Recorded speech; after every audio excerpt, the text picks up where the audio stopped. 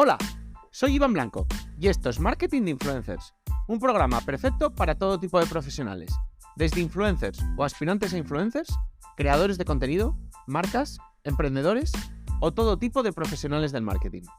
Aquí desterraremos mitos y prejuicios que existen contra este sector.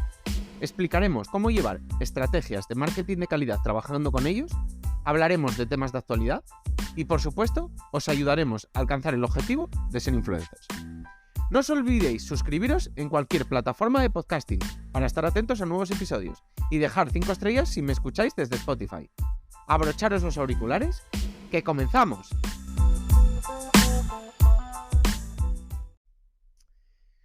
Hoy volvemos a hablar de los microinfluencers. Y por ponernos un poco en perspectiva, quiero recordar en aquellos tiempos, que tampoco hace tanto realmente, en los que hablábamos de los perfiles, de los microinfluencers como los perfiles de redes sociales, evidentemente con capacidad de influenciar y cuyos seguidores eran entre 10.000, 20.000 seguidores más o menos.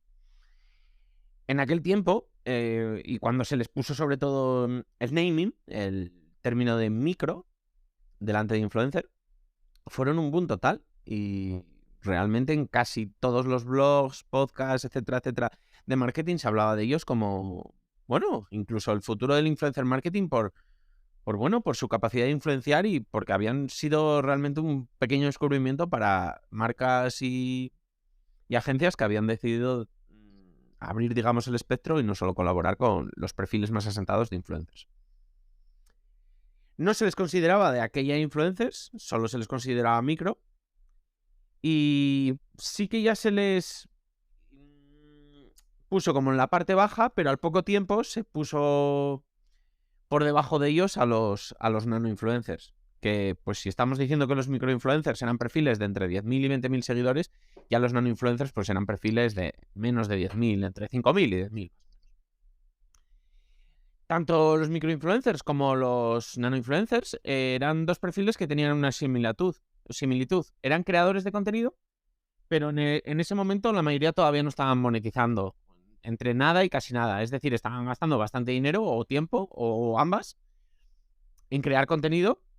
Y digamos que ese contenido intentaban que fuera del mayor valor posible, así que estaban en la fase de sembrar. Y bueno, aunque sabían que era difícil, porque normalmente tenían temáticas muy nicho, pues bueno, confiaban en, pues o bien en su trabajo o bien en un cambio de mentalidad en el sector, que al final así ocurrió.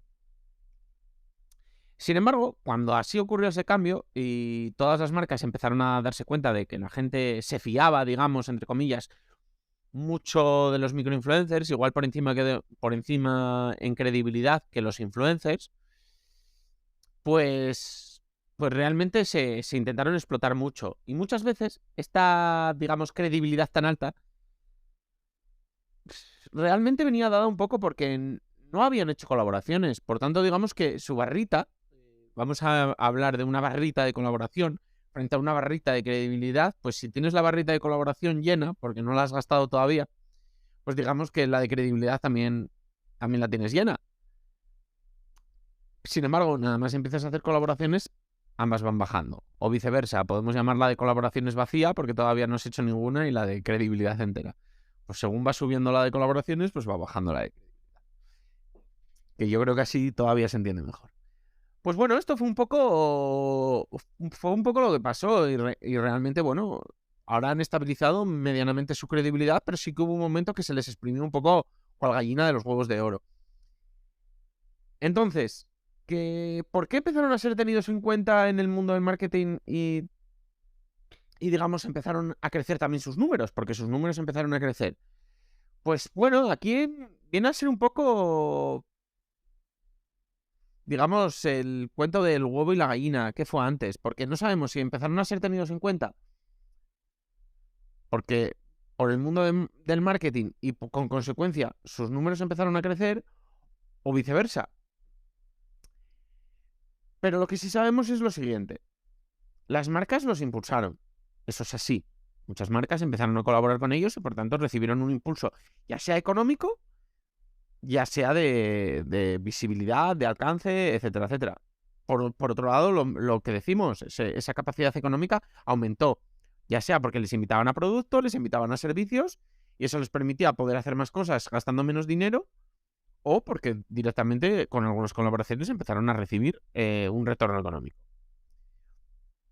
Luego, por otro lado, al ver cómo alcanzaban objetivos, es decir, empezaban a monetizar su cuenta o empezaban a recibir el favor de las marcas, estos empezaron a confiar más en sí mismos y en su proyecto personal, digamos. Por tanto, también le empezaron a dar más fuerza. Y por otro, pues apareció TikTok y posteriormente los Reels, y estos te permitían más destacar si tu trabajo era bueno más allá de los números. Es decir, ha sido una forma de crecer muy exponencialmente para cuentas cuyo contenido es muy bueno y que antes pues tenían que crecer a través del Explora, que digamos no era tan utilizado como ahora los Reels, ni TikTok, por supuesto. Y bueno, pues tenías que depender más del boca a boca. Pues más allá de si esto se produjo antes o después, al final yo creo que ha sido, o si todas estas, o si una de ellas es más fuerte que las otras, al final yo creo que la mezcla de todo esto es lo que ha impulsado a los microinfluencers.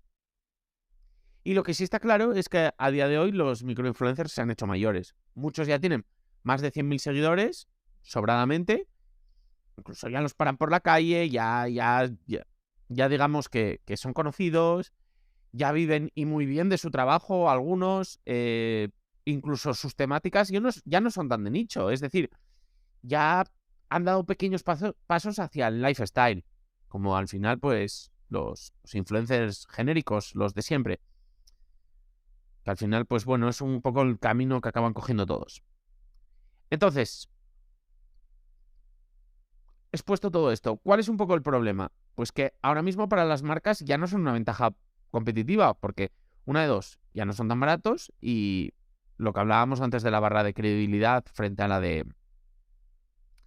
colaboraciones, no son sus primeras colaboraciones, por tanto, digamos que ya no tienen esos niveles de credibilidad que tenían en sus inicios. Por tanto, muchas marcas ya están explotando más a los nano-influencers. Pero claro, aquí entramos un poco en una disyuntiva. ¿Es que los microinfluencers de los que estoy hablando son una serie de perfiles que ahora se han convertido en influencers y por tanto los nano-influencers que estoy mencionando ahora no son sino más que unos nuevos microinfluencers? Pues es un poco la duda que genera. Lo que está claro, y lo hablábamos antes, es que los números de muchos microinfluencers han crecido y sobre todo los Reels y TikTok han ayudado o han impulsado a que esos números han crecido. Sin embargo, hablaremos en próximos episodios de si los microinfluencers se han hecho mayores o simplemente algunos microinfluencers ya no son microinfluencers. Así que nada, decidme vosotros qué pensáis, si vosotros también estáis atentos al fenómeno actual más nano-influencer, si creéis que el fenómeno nano-influencer son los nuevos microinfluencers, si realmente todas estas, digamos, formas de categorizar, digamos, a los influencers son útiles hasta cierto punto y luego, digamos, que no hacen más que un poco complicarse y hay que atender a cada perfil en específico, o bueno, directamente un poco qué pensáis del tema.